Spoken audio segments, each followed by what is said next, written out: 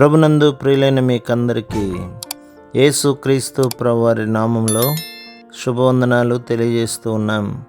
దైవజనులు బ్రదర్ భక్తి సింగ్ గారి పరిచర్యలో నుండి దైవ మర్మములు. ఏప్రిల్ 6. దేవుని మందస్సము పట్టబడిపోయినందున ప్రభావం ఇశ్రాయేలులో నుండి చెరపట్టబడిపోయెను. సమూయేలు మొదటి గ్రంథం 4వ అధ్యాయం 22వ వచనం.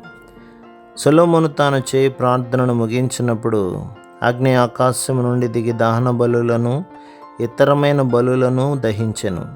యెహోవా తేజస్సు మందిరము నిండా నిండెను. దినవృత్తాంతముల 2వ గ్రంథం 7వ అధ్యాయం 1వ వచనం. దేవుడు తన నియమములను అనుసరించి పని చేయును. ఎవరు ఆ నియమములను హృదయపూర్వకముగా పాటింతురో వారే ఆయన మహిమను చూడగలరు.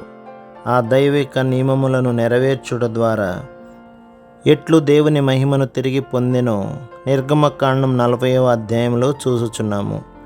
16, 18, 20, 22, 24, 26, 28, 30, 33 వచనములలో దేవుడు మోషేకు ఆజ్ఞాపించిన విధముగా అను పదములను పదే పదే చదువుచున్నాము.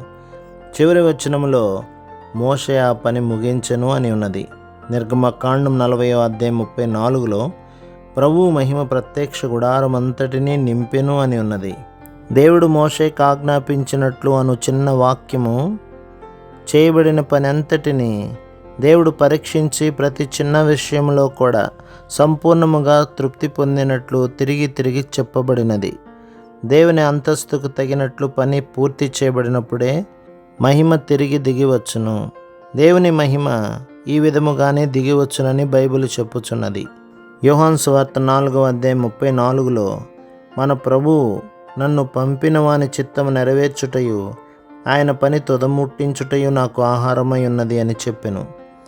దేవుడు ప్రత్యక్షపరచినట్లు ఆయన పరిపూర్ణ చిత్త ప్రకారము పరలోక సంకల్పం ప్రకారం ఒక పని పూర్తి చేయబడినప్పుడే దేవుని ఆజ్ఞానుసారముగా మహిమ దిగివచ్చును. ఏదో ఒక శక్తి, సూచక క్రియ, అద్భుతము ప్రత్యక్షమొకట దేవుని మహిమ కాదు. తన ఆజ్ఞను అనుసరించి క్రమబద్ధముగా సంపూర్ణముగా చేయబడిన పనియే దేవుని పరిపూర్ణమైన మహిమను క్రిందికి తేగలదు.